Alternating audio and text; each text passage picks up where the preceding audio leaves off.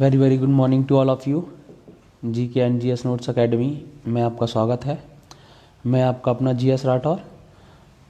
और जैसा कि आप लोगों को पता है कि मॉर्निंग में डेली 7 o'clock पर और इवनिंग में 7 o'clock पर लाइव क्वेश्चन आंसर की जो क्लास ऑनलाइन रहती है, और आप लोगों से गुजारिश भी की जाती है कि आप लोग ऑनलाइन आया करें, जिससे कि आप लोग वीडियो को देख सकें, और जो क्वेश्चन आंसर जो हम पूछते हैं और बताते हैं उनको ज़्यादातर आप याद कर सकें, और इन्हें शेयर भी किया करें जैसा कि आप लोग जानते हैं। और आज की क्लास जिस तरीके से है उस तरीके चलो मैं बताता चलता हूँ कि अभी तक आप लोगों ने जियोग्राफी में मेनली 2 से 3 सब्जेक्ट क्लियर कर लिए हैं, जिसमें हमने ब्रह्मांड और ब्रह्मांड के बाद पृथ्वी के बारे में जिक्र किया था। और जो अभी फ़िलहाल जो क्वेश्चन आंसर जो रहेंगे वो ब्रह्मांड और पृथ्वी से ही रिलेटेड रहेंगे। और उसके बाद जैसा कि आपको पता है कि जैसे जैसे टॉपिक आगे बढ़ते जाएंगे और उस तरीके से क्वेश्चन भी आगे बढ़ते जाएंगे। और आप लोगों को अच्छी तरीके से पता भी है कि कल भी बोला था कि मॉर्निंग और इवनिंग 2 टाइम रोज़ाना 7 o'clock पर क्लास है ऑनलाइन। तो चलिएगा मैं पहले क्वेश्चन से शुरुआत करता हूँ। जैसा कि आपको लिखाया था कि जो ब्रह्मांड से संबंधित पहला सिद्धांत दिया गया था, जिसके अनुसार बोला गया कि पृथ्वी सौरमंडल के केंद्र में है, बाकी ग्रह उपग्रह इसी की परिक्रमा करते हैं। और ये जो सिद्धांत था इसे भूस्थैतिक सिद्धांत यानी कि जियोसेंट्रिक थ्योरी के नाम से जाना गया। तो आप बताइए कि जो जियोसेंट्रिक अवधारणा यानी कि जो सिद्धांत था किस वैज्ञानिक द्वारा दिया गया। ऑप्शन दे देता हूं मैं, टॉलमी, केपलर, कोपरनिकस और ग्राम बेल। जैसा कि आप लोगों को पता है कि भूस्थैतिक सिद्धांत 140 ईस्वी में टॉलमी द्वारा दिया गया था, और उन्होंने बताया था कि पृथ्वी सौरमंडल के केंद्र में है, बाकी के ग्रह उपग्रह इसी की परिक्रमा करते रहते हैं। बट लेकिन कुछ समय बाद ये जो सिद्धांत था, अगर आज आधुनिक थ्योरी के अनुसार देखें तो ये रॉन्ग भी है। तो उसके बाद जो नया सिद्धांत था जिसे हम सूर्य केंद्रित सिद्धांत यानी कि हेलियोसेंट्रिक थ्योरी के नाम से जानते हैं, तो हेलियोसेंट्रिक जो अवधारणा थी, जो सूर्य केंद्रित सिद्धांत था, वो आपका कोपरनिकस द्वारा दिया गया। और उसके बाद गैलीलियो द्वारा दूरबीन का आविष्कार किया गया और उन्होंने इस सिद्धांत की पुष्टि भी की। चलेगा आगे हम बढ़ जाते हैं। जैसा कि आप लोगों को पता ही है कि सूर्य पृथ्वी पर ऊर्जा का महत्वपूर्ण स्रोत है, उसी की वजह से आज जीवन यापन इस पृथ्वी पर चल रहा है। और आप लोगों को अच्छी तरीके से याद भी होगा कि अगर हम बात करें तो हमारी पृथ्वी के नज़दीक का जो तारा है वो कौन सा है। आप लोगों से फिर से बोलूँ, मैं वीडियो को शेयर करते रहिए और जो क्वेश्चन पूछे जाते हैं उन पर कमेंट भी करें, जिससे कि पता चलता है। और जो बाकी के जो बच्चे हैं जो लो कैटेगरी से आते हैं वो क्लास ज्वाइन नहीं कर पाते हैं, कम से कम वो इस क्लास के आधार पर कम से कम वो ये कंपटीशन फाइट तो कर सकते हैं, कम से कम देख तो सकते हैं ना। तो आप लोग शेयर भी किया करें। विराट राठौर, राधे राधे जी। हाँ जी, तो हम बात कर रहे थे कि जो पृथ्वी के नज़दीक का जो तारा है वो तारा कौन सा है। तो देखिएगा, मैंने पहले ही बताया था कि सूर्य एक तारा है जिससे हमारी पृथ्वी पर पूरा ऊर्जा का स्रोत वहीं से प्राप्त हो रहा है। तो हमारी पृथ्वी का जो नज़दीक का तारा है वो सूर्य है। ये क्वेश्चन तो काफ़ी बार आता है, लेकिन एक क्वेश्चन और आता है, थोड़ा सा घुमा देते हैं कि सूर्य के नज़दीक का तारा कौन सा है। जैसा कि आपको पता है कि पृथ्वी के नज़दीक का तारा सूर्य है और सूर्य के नज़दीक का तारा प्रोक्सिमा सेंचुरी है। हमेशा याद रखें कि पृथ्वी के नज़दीक का तारा तो सूर्य है और सूर्य के नज़दीक का तारा प्रोक्सिमा सेंचुरी है ना। आगे नेक्स्ट क्वेश्चन में पूछ लेता हूँ कि नेक्स्ट क्वेश्चन ये है कि सूर्य में जो तत्व है जिसकी वजह से हमें ऊर्जा प्राप्त हो रही है, तो उस तत्व में सबसे अधिक कौन सा तत्व पाया जाता है, यानी कि सूर्य के अंदर सबसे अधिक मात्रा में कौन सा तत्व पाया जाता है। तो आप लोगों को अच्छी तरीके से याद होगा कि सूर्य के अंतर्गत हाइड्रोजन और हीलियम मुख्यतः दो तत्व पाए जाते हैं। अगर हम बात करते हैं हाइड्रोजन की तो लगभग 71% आपका हाइड्रोजन पाया जाता है और बाकी का 26.5% हीलियम पाया जाता है। होता क्या है कि हाइड्रोजन हीलियम में परिवर्तित होता रहता है और हमें सूर्य से ऊर्जा प्राप्त होती रहती है। अगर एक क्वेश्चन इसी तरीके से इसमें और बढ़ जाता है और पूछ लेता है कि सूर्य में हाइड्रोजन हीलियम में परिवर्तित होता रहता है तो सूर्य में ऊर्जा का स्रोत किस अभिक्रिया पर आधारित होता है। आप लोगों को अच्छी तरीके से पता होगा कि जब दो छोटे छोटे नाविक मिलकर एक भारी नाविक बनाते हैं और हमें अपार ऊर्जा की प्राप्ति होती है तो इस क्रिया को हम नाभिकीय संलयन अभिक्रिया कहते हैं। जैसा कि आपको पता है कि सूर्य में हाइड्रोजन के मॉलिक्यूल आपस में मिलकर हीलियम का अणु बनाते हैं और हमें उसके साथ साथ ऊर्जा की भी प्राप्ति होती है। तो आपको पता चल गया है कि सूर्य के अंदर होने वाली अभिक्रिया नाभिकीय संलयन अभिक्रिया होती है। एक क्वेश्चन इसी से रिलेटेड और बढ़ जाता है कि हाइड्रोजन बम किस पर आधारित होता है। तो आपको पता होगा कि जिस तरीके से नाभिकीय संलयन अभिक्रिया सूर्य में घटित हो रही है उसी तरीके से हाइड्रोजन बम भी नाभिकीय संलयन अभिक्रिया पर आधारित होता है। आगे हम बात करते हैं जैसे कि परमाणु बम है। परमाणु बम किस अभिक्रिया पर आधारित है? तो जो परमाणु बम होता है वो नाभिकीय विखंडन पर आधारित होता है। आगे अगर हम बात करें जो आप दिवाली पर जो क्रैकर्स चलाते हैं तो जो दिवाली पिछली बार ये क्वेश्चन भी आया था कि दिवाली पर चलाने वाले जो पटाखे होते हैं वो किस अभिक्रिया पर निर्भर करते हैं। तो वो भी क्या है, एक नाभिकीय विखंडन है। नाभिकीय विखंडन अभिक्रिया से तात्पर्य ये होता है कि जब एक भारी नाविक दो छोटे छोटे नाविकों में दो या दो से अधिक छोटे छोटे नाविकों में टूट जाता है, इसके साथ साथ हमें अपार ऊर्जा की प्राप्ति होती है तो उसे हम नाभिकीय विखंडन कहते हैं। जैसे कि परमाणु बम, आगे आपके छोटे मोटे पटाखे वगैरह, ये सारे के सारे परमाणु उस पर नाभिकीय विखंडन पर आधारित होते हैं, है ना। आगे हम और क्वेश्चन पे आगे बढ़ते हैं तो देखिएगा कि पृथ्वी और सूर्य के बीच में दूरी कितनी है, औसतन दूरी। अगर हम बात करते हैं, क्योंकि आप लोगों को अच्छी तरीके से याद भी है कि पृथ्वी सूर्य का परिक्रमण कर रही है, जब पृथ्वी सूर्य का परिक्रमण कर रही है तो उसकी एक डिस्टेंस भी होगी। तो मैं पूछ लेता हूं कि पृथ्वी और सूर्य के बीच में औसतन दूरी कितनी है। अगर हम लगभग की बात करते हैं तो 15 करोड़ किलोमीटर है। अगर हम बात करते हैं कि एग्जैक्टली और क्वेश्चन में पूछता है तो 14.9.8 करोड़ किलोमीटर पृथ्वी सूर्य से दूरी पर है। गुड मॉर्निंग जी and good morning and Radhe Radhe Munindar.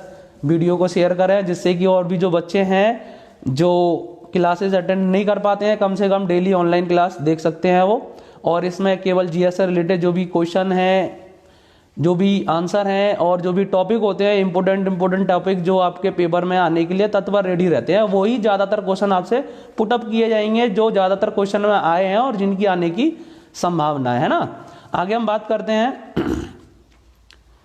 कि जो सूर्य है, एक क्वेश्चन जैसे कि इस तरीके से आ जाता है कि सूर्य का जो तापमान है, सूर्य का बाहरी तापमान, बाहर का जो तापमान होता है सूर्य का वह कितने डिग्री सेल्सियस होता है। कई बार ये क्वेश्चन में आया है और रिपीटेड क्वेश्चन है, बहुत बार आया, रट्टा मार लो बस।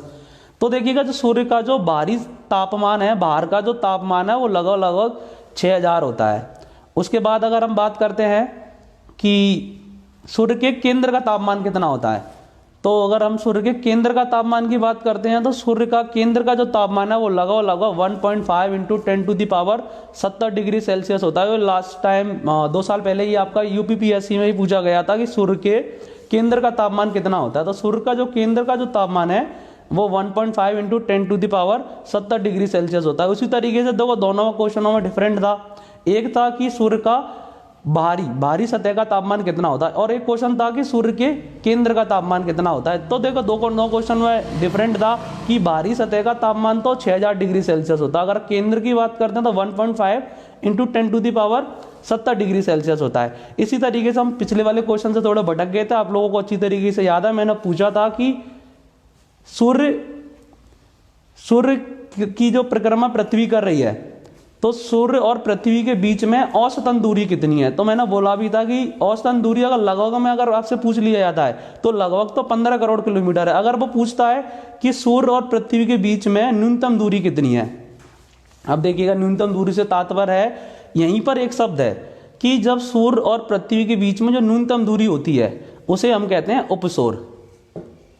वर्ड समझ लें बेटा फिर से सब लोग कि जो सूर्य और पृथ्वी के बीच में जो न्यूनतम दूरी होती है उसे हम उपसौर कहते हैं। अब देखिएगा यहाँ पर क्वेश्चन यही आता है एग्जैक्टली कि उपसौर किसे कहते हैं। ये तो आपको पता चल गया कि उपसौर का मतलब है जब पृथ्वी सूर्य के नजदीक होती है।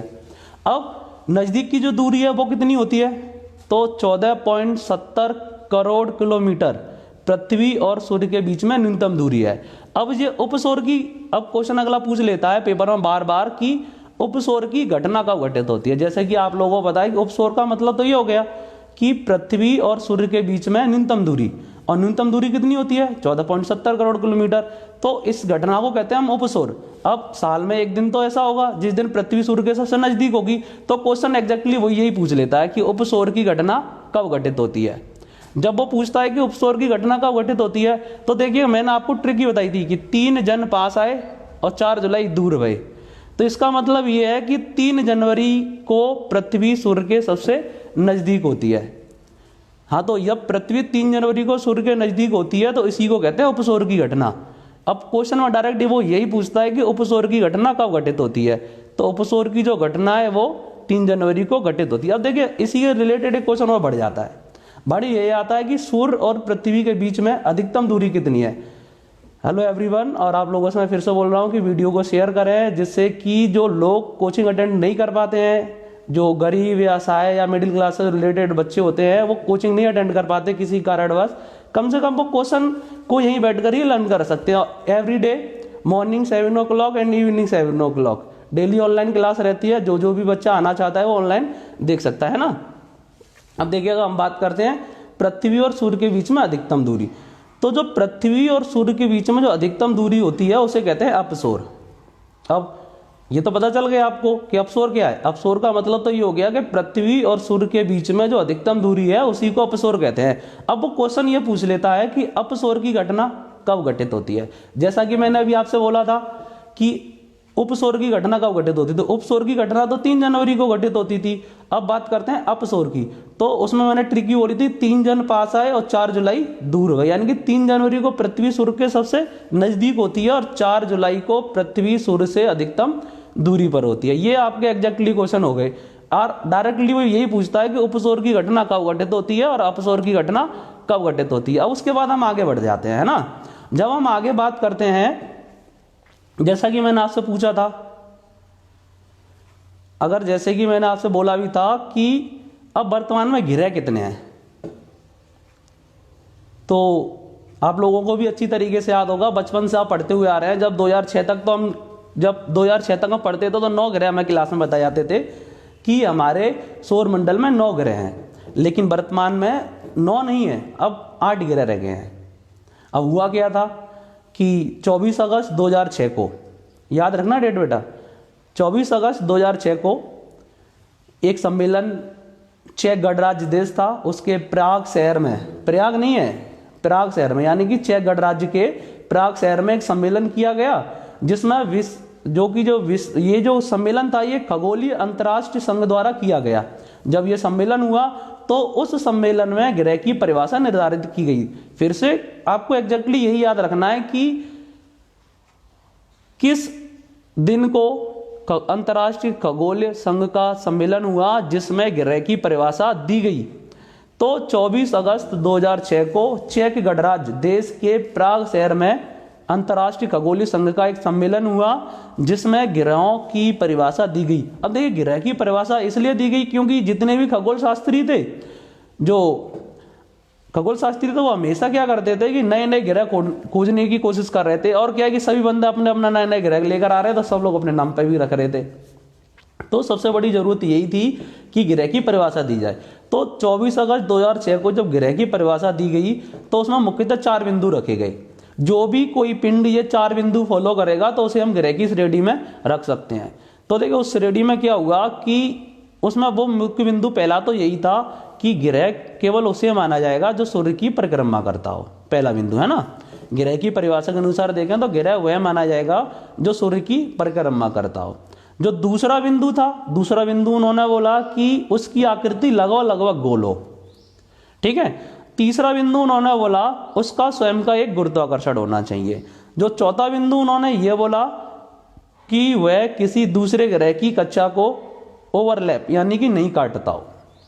ये जो 4 बिंदु थे ग्रह की श्रेणी के लिए, फिर से देखें कि पहला बिंदु ये था कि सूर्य की परिक्रमा करता हो, उसका खुद का गुरुत्वाकर्षण बल हो, इसके साथ साथ आकृति लगभग लगभग गोल हो। और जो चौथा बिंदु ये था कि वह किसी दूसरे ग्रह की कक्षा को ओवरलैप यानी कि नहीं काटता हो। लेकिन हमारा जो पहले 9वां ग्रह हुआ करता था जिसे हम प्लूटो, हिंदी में यम के नाम से जानते थे, तो जो प्लूटो 9वां ग्रह था वह चौथे बिंदु को फॉलो नहीं करता था, यानी कि वह उससे पहले आने वाले ग्रह अरोड़ और बरोड़ की कक्षा को ओवरलैप करके गुजरता था। इसीलिए प्लूटो को ग्रह की श्रेणी से हटा दिया गया और उसे अब बोना ग्रह के नाम से जाना जाता है ना।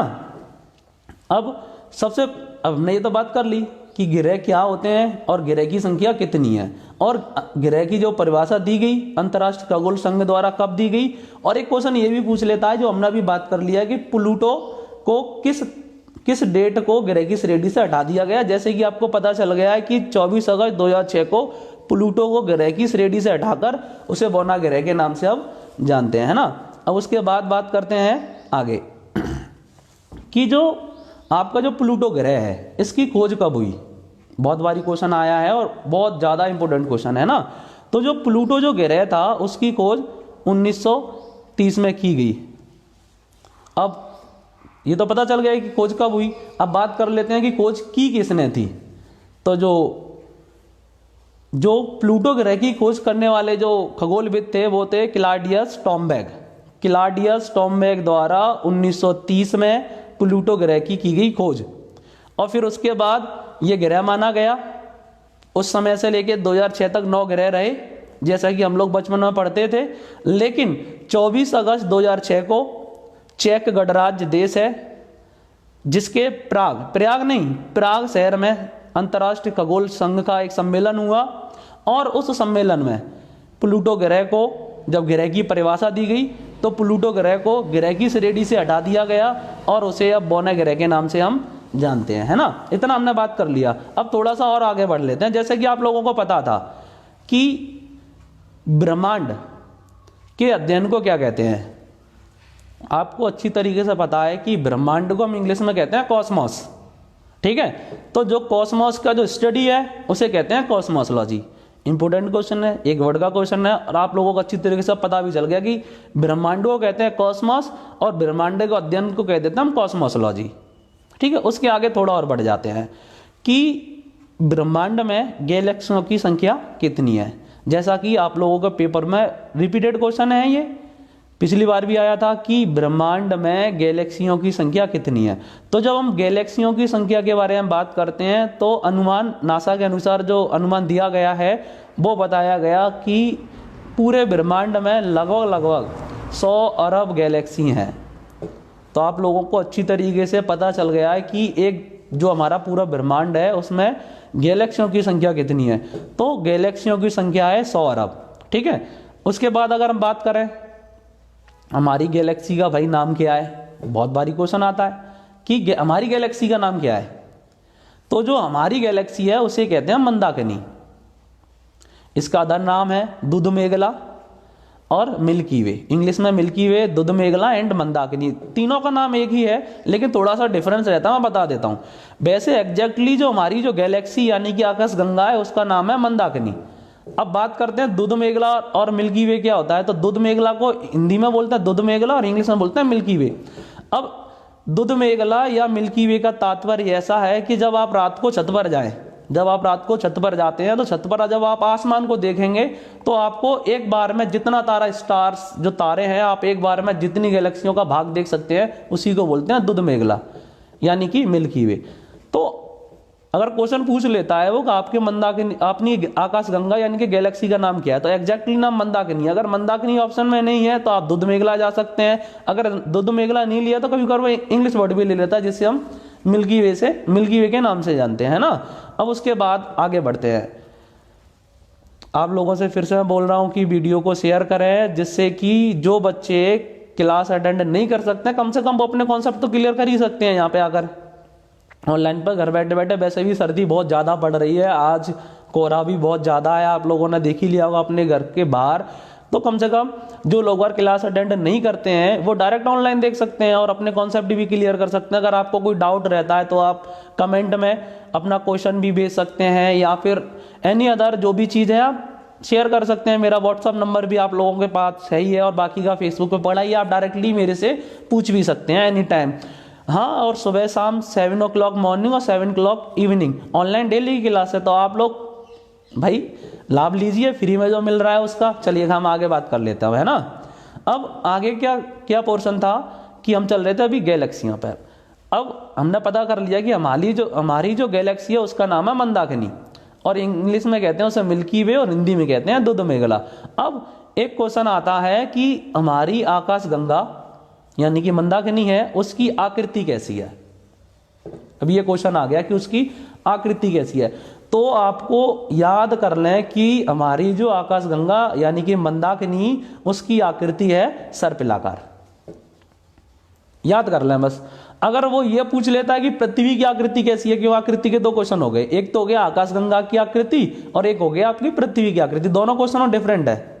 अगर वह ये पूछ लेता है कि मंदाकिनी की आकृति कैसी है यानी कि हमारी जो आकाशगंगा है उसकी आकृति कैसी है, तो आप एग्जैक्टली बता देंगे कि हमारी जो आकाशगंगा है उसकी आकृति है सर्पिलाकार। अगर वह क्वेश्चन में यह पूछ ले कि पृथ्वी की आकृति कैसी है, तो पृथ्वी की आकृति है अंडाकार। दोनों में डिफरेंट है, पृथ्वी की आकृति है अंडाकार और हमारी आकाशगंगा की आकृति है सर्पिलाकार। अंडाकार कभी कभार वर्ड क्या करता है, वो अंडाकार नहीं लेता है। अब बच्चों कंफ्यूजन में होता है, बे यार मैंने तो पृथ्वी की आकृति अंडाकार याद की थी। तो देखिएगा अंडाकार को इंग्लिश में बोल देते हैं जियोइड। तो आज के टाइम पर जो प्रश्न जो बना रहा है वो क्या करते हैं कि हिंदी की जगह पे इंग्लिश वर्ड को हिंदी में ट्रांसलेट करके दे देते हैं, जियोइड को जियोइड लिख के दे देते हैं। अब पिछली बार एक बच्चा आया मेरे पास में, अरे सर मैं तो याद करके ये गया था कि पृथ्वी की आकृति अंडाकार होती है, इस क्वेश्चन में क्या बताऊं। अब मैंने कहा बेटा जियोइड लिखा है ना इंग्लिश में, इसी का मतलब तो अंडाकार होता है। तो हिंदी और इंग्लिश दोनों में क्वेश्चन का जो डिफरेंस है वो हमेशा याद रखें। अब चलेगा हम आगे चलते हैं। अब क्वेश्चन ये आता है कि हमारी आकाशगंगा तो मंदाकिनी है, हमारी आकाशगंगा के नजदीक की हमारे आकाशगंगा के नजदीक की गैलेक्सी कौन सी है। गैलेक्सी मींस इंग्लिश वर्ड है, बस बात वही है मंदाकिनी।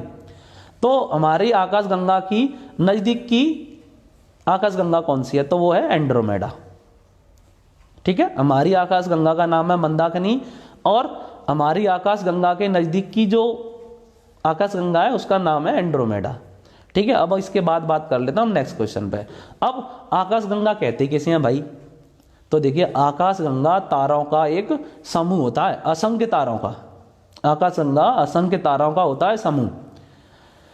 जब आपको पता चल गया कि आकाशगंगा असंख्य तारों का समूह है, तो एग्जैक्टली वो क्वेश्चन यही पूछता है कि नासा की रिपोर्ट के अनुसार एक आकाशगंगा में तारों की संख्या कितनी है।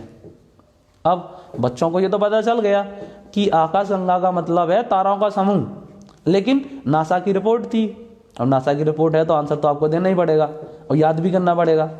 तो आकाशगंगा में कितने तारे हैं, तो नासा की रिपोर्ट के अनुसार तारों की संख्या फिक्स की गई और बोला गया कि एक आकाशगंगा में लगभग 100 अरब तारे हैं। 100 अरब का मतलब है 10 to the power 11, 10 की घात 11 तारे हैं हमारी एक गैलेक्सी में। अब बताओ, अब आपको ये तो याद हो गया भाई कि आकाशगंगा का मतलब है तारों का समूह और आकाशगंगा में तारों की संख्या है 10 की घात 11। अब उसने ये पूछ लिया और आपने याद भी कर लिया कि हाँ भाई हमारी एक आकाशगंगा में लगभग नासा की रिपोर्ट के अनुसार 10 की घात 11 यानी कि 100 अरब तारे होते हैं। आपको बहुत अच्छी तरीके से याद हो गया। अब उसने थोड़ा सा क्वेश्चन और घुमा लिया, उसने पूछ लिया कि बेटा अब ये बताओ कि ब्रह्मांड में कितने तारे होते हैं। अब बच्चा कंफ्यूजन में आ गया, अबे यार मैंने तो याद किया था कि 10 की घात 11 होती थी, लेकिन क्वेश्चन समझ लेना। क्वेश्चन ये कहता है कि जो आकाशगंगा है उसमें तारों की संख्या है 100 अरब, और हमने इससे पहले भी बात किया था कि एक ब्रह्मांड में आकाशगंगा है 100 अरब, है कि नहीं। यानी कि ब्रह्मांड में जो गैलेक्सियों यानी कि आकाशगंगा की संख्या है 100 अरब 10 की घात 11, और एक गैलेक्सी में तारे हैं 10 की घात 11 यानी कि 100 अरब। और उसने क्वेश्चन पूछ लिया है कि पूरे ब्रह्मांड में कितने तारे हैं। अब बच्चा वही कंफ्यूजन हो गया यार, उसने तो बोला मैं तो 100 अरब पढ़े थे, 10 की घात 11 पढ़ी थी। अब 10 की घात 11 इंटू 10 की घात 11, पूरे ब्रह्मांड में कितने हो गए तारे? तो पूरे ब्रह्मांड में तारों की संख्या होगी 10 की घात 22। यही क्वेश्चन पूछ लेता है वो।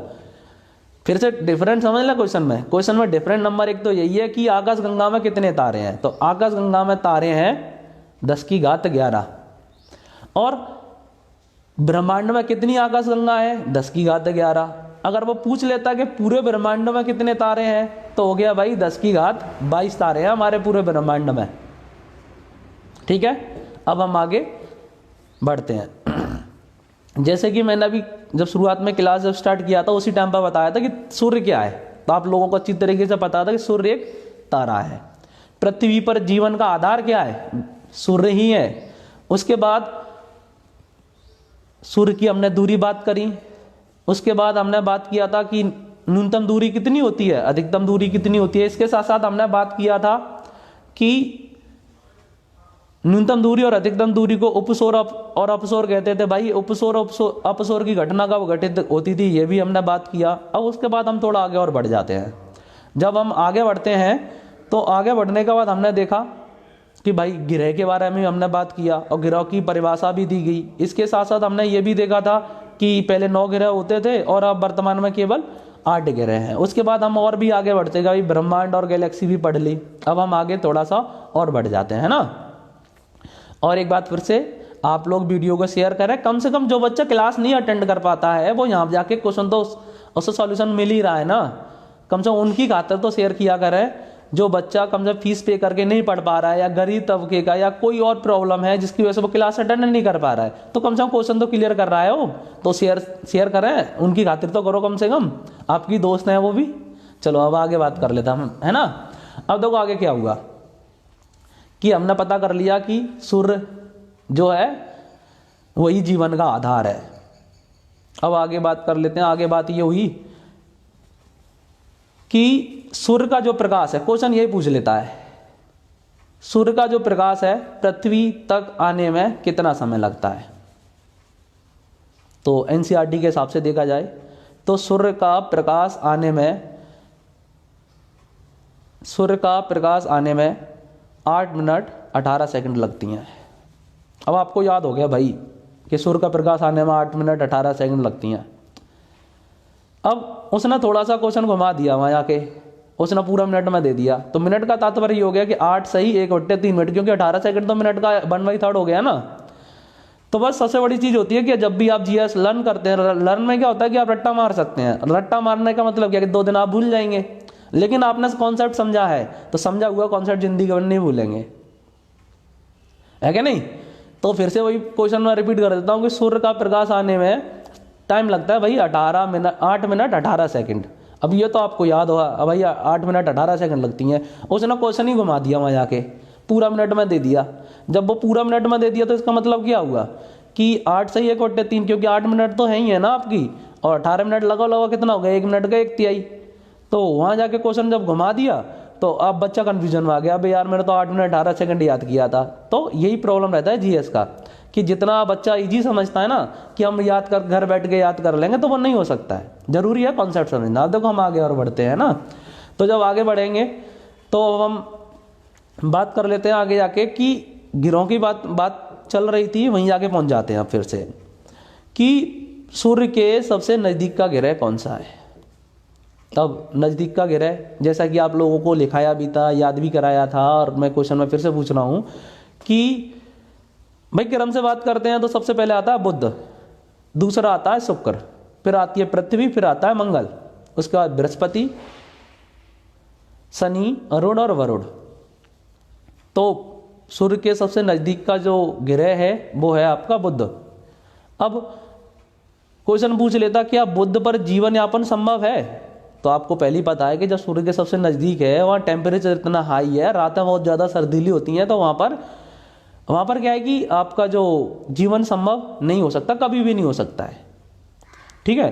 अब उसने एक और क्वेश्चन घुमा के पूछ लिया कि सूर्य का चक्कर सबसे पहले कौन लगा लेता है, या सबसे पहले कौन लगाता। तो सूर्य का चक्कर सबसे पहले ही बुध लगा लेता है।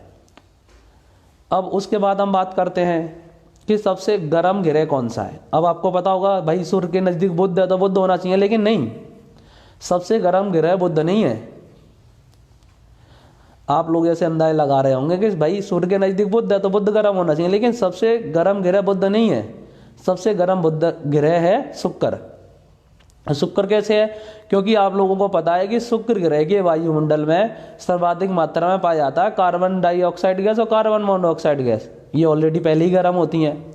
अब ये गर्म होती हैं, ऊपर से सूर्य की रोशनी और गर्म पड़ती है। जब गर्म रोशनी पड़ती है तो प्रेशर कुकर की घटना घटित हो जाती है। यहाँ जाके ऐसा लगता है जैसे कि ये फटने वाला है। तो एक क्वेश्चन यही आता है कि प्रेशर कुकर की जो घटना है किस ग्रह पर घटित होती है? तो वो होती है शुक्र ग्रह पे। सबसे गर्म ग्रह कौन सा है? वो भी शुक्र ग्रह है। आगे और भी इसमें शुक्र से रिलेटेड क्वेश्चन है जो बार बार पूछे जाते हैं। अब पूछ लेता है कि पृथ्वी की बहन किसे कहते हैं? अब बहन की बात आई तो पृथ्वी की बहन भी इसी ही कहते हैं, शुक्र को। आगे और पूछ लेता है वो कि मॉर्निंग स्टार यानी कि भोर का तारा किसे कहते हैं? अब भोर मतलब सुबह यानी कि मॉर्निंग स्टार, तो वो भी इसी को कहते हैं, शुक्र को। वो पूछ लेता है कि सांझ का तारा यानी कि इवनिंग स्टार किसे कहते हैं? वो भी शुक्र को कहते हैं। फिर से समझ ले, प्रेशर कुकर की घटना यही घटित होती है शुक्र पे ही। सबसे गर्म ग्रह भी शुक्र है। आगे जाके अगर बात कर ले तो पृथ्वी की बहन भी शुक्र है। सांझ का तारा और भोर का तारा यानी कि इवनिंग स्टार और मॉर्निंग स्टार भी शुक्र है। आगे देखें, एक क्वेश्चन और आ जाता है, सौंदर्य का देवता किसे कहता है? बड़ा सुंदर है ये भाई, सौंदर्य का देवता। अब सौंदर्य का देवता भी शुक्र को ही कहते हैं। अब इन दोनों की बात कर ली हमने, बुध और शुक्र की। अब शुक्र के ऊपर एक क्वेश्चन आ जाता है, ऐसा कौन सा ग्रह है, ऐसा कौन सा ग्रह है जिसका परिभ्रमण काल, परिभ्रमण का मतलब होता है कोई भी ग्रह जो अपनी अक्ष पर चक्कर लगा रहा है, परिभ्रमण। और परिक्रमण का मतलब है सूर्य का चक्कर लगाना। क्लियर है? एक परिभ्रमण और परिक्रमण। तो परिभ्रमण का मतलब है अपने अक्ष पर चक्कर लगाना और परिक्रमण का मतलब है सूर्य का चक्कर लगाना। तो ऐसा कौन सा ग्रह है जिसका परिभ्रमण काल परिक्रमण काल से भी अधिक है? तो वो यही है, शुक्र। आगे हम बात कर लेते हैं पृथ्वी। अच्छी तरीके से पता है आप लोगों को कि अब तक के जितने भी ग्रह या उपग्रह या ब्रह्मांड में जो भी चीजें रिसर्च हुई हैं उनमें से एकमात्र ग्रह पृथ्वी है जिस पर जीवन यापन है। क्वेश्चन यही आता है, एकमात्र ग्रह कौन सा जहाँ जीवन यापन है? तो वो पृथ्वी है। कभी कभार क्वेश्चन ये भी पूछ लेता है कि नीला ग्रह किसे कहते हैं? तो नीला ग्रह भी पृथ्वी को ही कहते हैं।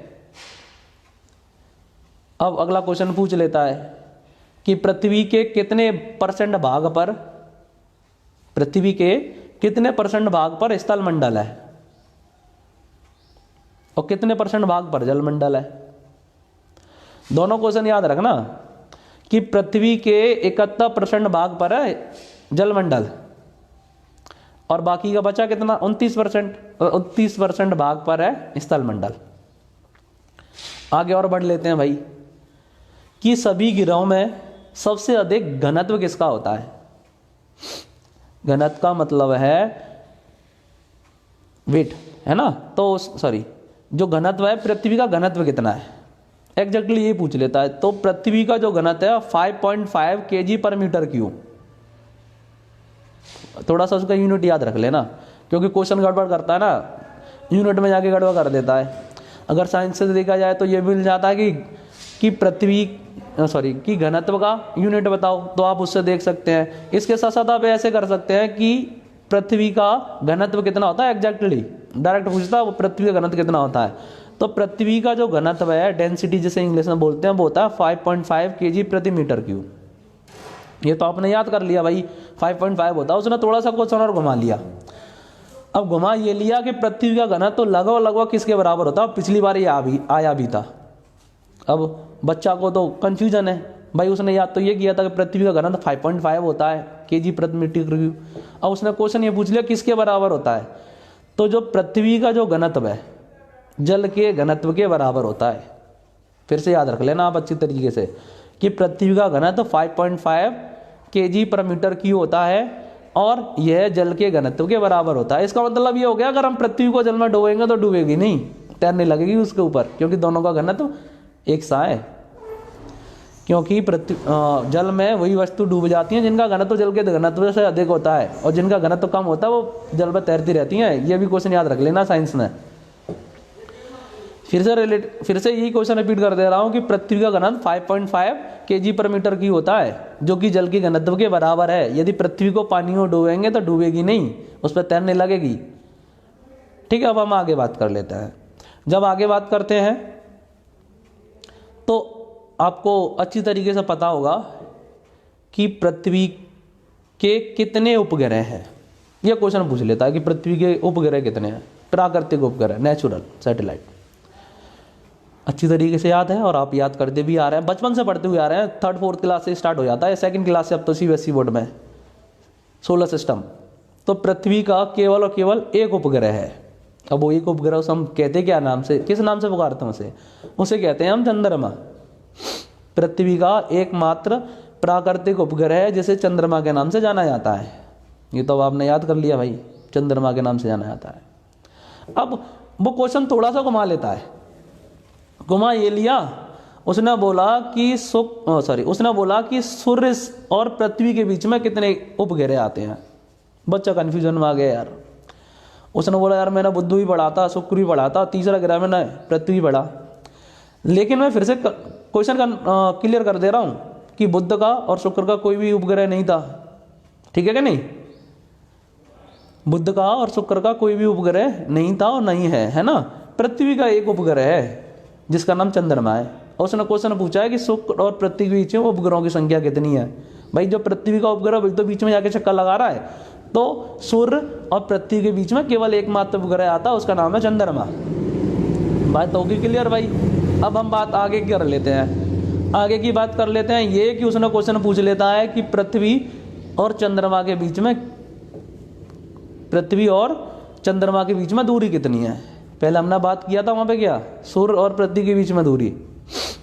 अब यहाँ जाके थोड़ा क्वेश्चन उसने घुमा लिया कि पृथ्वी और चंद्रमा के बीच में दूरी कितनी है। अब हम बात करें पृथ्वी और चंद्रमा के बीच की दूरी, तो वो है 3,84,400 किलोमीटर। ये तो याद हो गया भाई कि पृथ्वी और चंद्रमा के बीच में दूरी है 3,84,400 किलोमीटर। और हमने वहां भी याद कर लिया था पृथ्वी और सूर्य के बीच में दूरी कितनी थी, 14.98 करोड़ किलोमीटर थी, और लगभग में 15 करोड़ किलोमीटर थी। इसके साथ साथ हमने ये भी देखा था कि न्यूनतम दूरी कितनी थी और अधिकतम दूरी कितनी थी। इसके साथ साथ हमने देखा था कि न्यूनतम दूरी को क्या कहते थे और अधिकतम दूरी को क्या कहते थे। और हमने ये भी बात की थी कि पृथ्वी सूर्य के नजदीक कब होती थी और अधिकतम कब होती थी। अब यहाँ पे जाके हमने केवल एक बात कर ली कि पृथ्वी और चंद्रमा के बीच में दूरी कितनी है। आपको याद भी हो गया 3,84,400 किलोमीटर दूर है चंद्रमा हमसे। आगे बात कर लेते हैं, थोड़ा सा आगे बात करते हैं। तो ये क्वेश्चन ये पूछ लेता है कि पहला जानवर, क्वेश्चन सुन ले जरा, पहला जानवर जो चंद्रमा पर पहुंचा था वह कौन सा था। तो देखिएगा जो पहला जानवर था जो चंद्रमा पर गया वो था लाइका एग्जैक्टली एक फीमेल डॉग थी जो कि चंद्रमा पर पहुंची। और उसके बाद और आगे क्वेश्चन की बात करते हैं। तो आगे क्वेश्चन थोड़ा सा और घुमा के पूछ लेता है वो। अब उसने क्वेश्चन पूछ लिया कि सपोज करो ये पूछ लिया कि पहला व्यक्ति कौन था जो चंद्रमा पर पहुंचा। तो जो पहला व्यक्ति था जो चंद्रमा पर पहुंचा था, जो चंद्रमा पर पहला व्यक्ति पहुंचे थे वो थे नील आर्मस्ट्रॉन्ग। आपको याद हो गया भाई, मैंने याद कर लिया नील आर्मस्ट्रॉन्ग पहुंचा। अब उसने नील आर्मस्ट्रॉन्ग नहीं आया भाई ऑप्शन में। तो जो सैटेलाइट भेजी थी जिसमें 3 लोग गए थे, सैटेलाइट का नाम था अपोलो 11। अपोलो 11 जो सैटेलाइट थी अमेरिका की सैटेलाइट द्वारा भेजे गए थे वो। और क्वेश्चन ये भी आता है कि अपोलो प्रोग्राम किसके लिए चलाया गया था, तो एग्जैक्टली वो चंद्रमा के लिए चलाया गया। और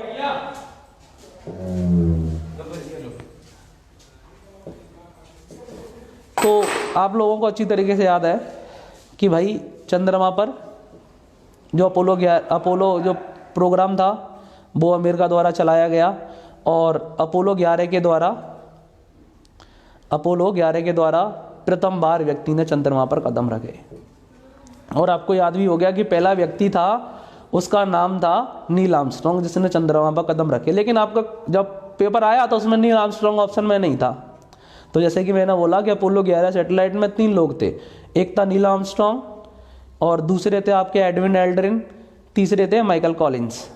तो पहले व्यक्ति थे नील आर्मस्ट्रॉन्ग, दूसरे व्यक्ति थे एडविन एल्ड्रिन। तो क्वेश्चन बन जाता है फिर एडविन एल्ड्रिन पर कि दूसरे व्यक्ति कौन से थे जिसने चंद्रमा पर कदम रखा, तो वो थे एडविन एल्ड्रिन। ये तो बात होगी भाई हमारी चंद्रमा की। अब आगे और बढ़ लेते हैं चंद्रमा पर ही कि क्या चंद्रमा पर जीवन संभव है। भाई चंद्रमा पर जीवन संभव नहीं है। एक क्वेश्चन और पूछ लेता है वो कि क्या चंद्रमा पर वायुमंडल है। तो मैं फिर से बता दूं कि वायुमंडल है ही नहीं है, अनुपस्थित है, तो जीवन यापन भी नहीं हो सकता है। एक क्वेश्चन और आगे पूछ लेता है वो कि आगे क्वेश्चन ये पूछ लेता है कि भारत द्वारा चंद्रमा पर कितने मिशन भेजे गए हैं अब तक। नया क्वेश्चन है, मान के चल लो। तो आपको याद होगा कि भारत सरकार द्वारा 2 मिशन चंद्रमा के लिए चलाए गए थे। एक था हमारा चंद्रयान 1 और एक था चंद्रयान 2। चंद्रयान 2 अभी 2019 में भेजा है, आपको अच्छी तरीके से याद होगा। जो 95% से वह सफल भी रहा। एंड टाइम पर थोड़ा सा प्रॉब्लम है, नो प्रॉब्लम, लेकिन हमें अपने इसरो पर गर्व है कि उन्होंने ऐसा कुछ कर दिखाया। तो देखिएगा चंद्रयान 1 और चंद्रयान 2 2 प्रोग्राम किए हैं भारत ने। अब क्वेश्चन ये भी आया था चंद्रयान 2 के लिए कौन सी सैटेलाइट यूज की थी। तो चंद्रयान 2 के लिए मार्क 3, जिसे बाहुबली नाम दिया गया था, ये वाली सैटेलाइट इन्होंने यूज की और हम लोगों ने ये सफलता प्राप्त की। उसके बाद हम चंद्रयान 3 की भी तैयारी कर रहे हैं। हमें गर्व है कि हम इंडियन हैं और हमारी सैटेलाइट एजेंसी इसरो, उस पर भी हमें गर्व है, फक्र होता है कि हमारे देश की एजेंसी है और इतना सब कुछ वो प्रोवाइड कराती है, वर्ल्ड वाइड फेमस है। और जहां हम पहले दूसरे देशों पर आश्रित रहते थे, वहां आज हमारी इतनी मजबूती है कि दूसरे देश हम पर आश्रित है। हमारी ये गौरवान्वित करती हुई इसरो एजेंसी। इसके ऊपर भी 1-2 क्वेश्चन आ जाता है कि इसरो का मुख्यालय कहाँ है। तो इसरो का जो मुख्यालय हेडक्वार्टर है वो बेंगलुरु में है। एक क्वेश्चन आ जाता है कि इसरो की फुल फॉर्म क्या है। तो इसरो ISRO है ना, तो इसरो की फुल फॉर्म हो जाती है इंडियन सैटेलाइट रिसर्च ऑर्गेनाइजेशन। अब उसने और जाके क्वेश्चन पूछ लिया कि भाई इसरो की स्थापना कब हुई थी। तो 15 अगस्त 1969 को इसकी स्थापना हुई। फिर से एक बार क्वेश्चन रिपीट कर रहा हूँ इसे। इसरो का full form Indian Satellite Research Organisation. अगला क्वेश्चन उसने पूछ लिया कि इसकी स्थापना कब हुई। 15 अगस्त 1969 को हुई। इसरो का मुख्यालय कहाँ है। तो इसरो का मुख्यालय भी बेंगलुरु में है। आगे वो और पूछ लेता है कि इसरो के फादर यानी कि पिता किसे कहते हैं। डॉक्टर विक्रम साराभाई, जिनके नेतृत्व में इसरो की स्थापना की गई और उनकी ही देन है कि आज हम पूरे विश्व में अपनी प्रसिद्धि प्राप्त कर रहे हैं और अपने देश पर हम गर्व कर रहे हैं। तो भाई ये तो आपको याद हो गया कि इसका हेडक्वार्टर कहाँ है, इसके फादर किसे कहते हैं, है ना। अब आगे और बढ़ जाते हैं हम, है ना। आगे हम बात कर लेते हैं मंगल ग्रह की। अब क्वेश्चन आ जाता है कि लाल ग्रह किसे कहते हैं। तो लाल ग्रह कहते हैं हम मंगल को। आप लोगों को अच्छा याद हो गया भाई, लाल ग्रह है मंगल। अब वो क्वेश्चन पूछ लेता लाल ग्रह क्यों कहते हैं। तो आपको अच्छी तरीके से याद भी करना होगा कि जो मंगल ग्रह है उसकी जो भूमि है उसमें ज़्यादातर लो ऑक्साइड पाया जाता है, इसी वजह से हम उसे लाल ग्रह कहते हैं। अब क्वेश्चन एक और आ गया है नया कि भविष्य का ग्रह किसे माना जाता है या किसे कहते हैं। तो देखिएगा मंगल ग्रह पर जीवन की संभावना हो सकती है, मानव के अनुकूल हो सकता है, क्योंकि मंगल ग्रह और पृथ्वी दोनों का परिभ्रमण काल लगभग सेम है कि नहीं। तो इसलिए मंगल ग्रह पर जीवन यापन की संभावना हो सकती है, मानव के उसे अनुकूल हो सकता है। इसीलिए क्वेश्चन यही याद हो जाता है कि भविष्य का ग्रह किसे कहते हैं। हमारे लिए भविष्य का ग्रह हो सकता है वो है मंगल ग्रह। अब उसने और क्वेश्चन आगे बढ़ा लिया कि मंगलयान मॉम, जिसे नाम दिया था मिशन ऑर्बिटल मिशन, यानी कि मंगलयान, इसरो द्वारा चलाया गया एक प्रोग्राम था। तो ये कब भेजा गया। अब कब भेजा गया तो आपको डेट तो याद करनी पड़ेगी। 5 नवंबर 2013 को मंगलयान इसरो द्वारा भेजा गया। और इसके लिए जो सैटेलाइट थी PSLV C-25 यूज की गई। तो लगभग 300 दिन बाद हमने अपने मंगलयान को मंगल की ग्रह की कक्षा में प्रवेश करा दिया। 24 सितंबर 2014 में हमने प्रवेश करा दिया।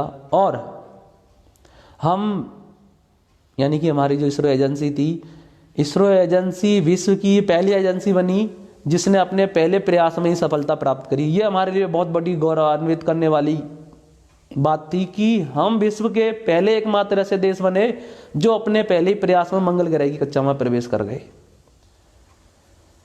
और अब तक केवल 4 देश ही है जो मंगल ग्रह की कक्षा में पहुंचे हैं, और हम जो थे वो 4th नंबर के थे।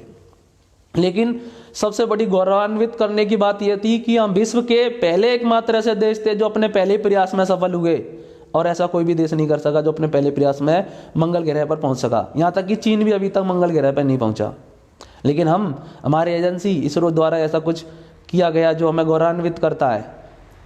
तो देखिएगा कि मंगल ग्रह की कक्षा में अब तक केवल 4 देश ही ऐसा कुछ कर पाया। तो देखो, सबसे पहले नासा यानी कि अमेरिका देश अब तक मंगल ग्रह पर पहुंच सका है। रूस ने भी ऐसा किया है। और तीसरा है यूरोपियन स्पेस एजेंसी। तो देखो, अमेरिका, रूस, यूरोपियन स्पेस एजेंसी, और उसके बाद जो 4th देश थे वो हम थे, इंडियन यानी कि इसरो द्वारा मंगलयान उसकी कक्षा में प्रवेश करा दिया गया। ठीक है, और आज की क्लास में यहीं फिनिश करता हूँ, और फिर शाम को 7 o'clock पर फिर मिलेंगे। ये डेली की क्लास है, रूटीन है, morning 7 o'clock and evening 7 o'clock। और आप लोगों से गुजारिश भी है कि जो मैं क्वेश्चन बोलता हूँ कम से कम कमेंट देते रहा करें, लाइक करें, शेयर करें। कम से कम पता तो लगती है कि आप लोग ऑनलाइन हो। हमें भी अच्छा लगता है, कम से कम टॉकिंग में ही हो सकता है कि आपका बहुत सारे क्वेश्चन आए, हम क्वेश्चन का आंसर भी दे सकें। इसके साथ साथ क्या है कि इस चीज़ को आगे बढ़ाते हुए जाएंगे, धीरे धीरे करके आपका पूरा कॉन्सेप्ट यही क्लियर हो जाएगा। आपको क्लास में भी आने की जरूरत नहीं पड़ेगी, है ना। जब फ्री में मिल रहा है तो जरूरी क्या आप पैसा पे करेंगे, कोई प्रॉब्लम नहीं है। तो शेयर करें, लाइक किया करें, इसके साथ साथ कमेंट भी दिया करें जो आपको बार बार क्वेश्चन पूछे जाते हैं। अगर आप ऐसा कुछ करते हैं तो हमें भी अच्छा लगता है कि हाँ भाई, हम अपना इतना महत्वपूर्ण समय लेकर आपके सामने आ रहे हैं। तो थैंक यू सो मच। लेकिन एक बात मैं फिर से एक बात और छोटी सी कहना चाहूँगा कि एक बात याद रखना जिंदगी में, एक बात याद रखना जिंदगी में, अगर आज आपने समय को समय दिया तो कल समय आपको समय दे देगा। भाई बहुत लोग हैं इस जिंदगी में, जहाँ थे वहीं के वहीं रह जाते हैं, लेकिन कुछ लोग कुछ करके गुजर जाते हैं। आप लोगों को अच्छी तरीके से याद है, हारता वही है जो हार मान लेता है, और जिसने ठान लिया हो तो करके दिखा देता है। तो आप उन्हीं में से ही एक योद्धा हैं। योद्धा इसलिए है क्योंकि आप भी लड़ने जा रहे हैं भाई, अपने दोस्तों से, अपने आपके साथ में जो भी कंपटीशन करने जा रहा है उसे लड़ने जा रहा है, और सबसे बड़े योद्धा आप हैं। क्यों? क्योंकि वह लाखों लोगों की तादाद में लड़ने आए आपके साथ में। अगर आपने मेहनत की है तो आप सफल जरूर होंगे। अगर आपने मेहनत नहीं की तो आप केवल यही सोच कर जाएंगे भाई घूमने जा रहा हूँ मैं तो सिटी घूम आऊँगा, पेपर बाद में देख लूँगा। ऐसा ना सोचें, मेहनत करें, मेहनत करेंगे तो फल जरूर मिलेगा। मैंने बोला था ना कि एवरी पर्सन हैव 24 आवर्स। इस दुनिया में, in this world every person have 24 hours.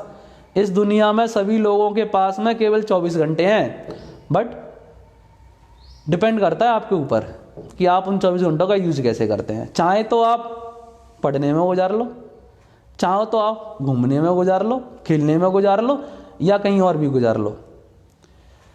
आखिरकार कुछ लोग इस 24 घंटों का यूज करके बड़े बड़े doctor, MBBS doctor, IAS PCS officer, बड़े बड़े इंजीनियर्स बनते हैं। लेकिन आप क्या करते हैं भाई? आप पे डिपेंड करता है ना। आपके पास में भी तो 24 घंटे हैं, कि उनके पास में 28 घंटे थोड़ी थे, या आपके घंटे 2 कम कर दिए? नहीं, 24 घंटे हैं आपके पास में भी। डिपेंड करता है आप पर कि यूज कैसे करना है। जब आपको पता है कि यूज कैसे करना, तो यूज कर लो उस टाइम का। जितना ज्यादा यूज कर लोगे लाइफ के लिए बहुत फायदेमंद रहेगा। Thank you so much, bye bye and good morning, see you in evening. Okay, thank you.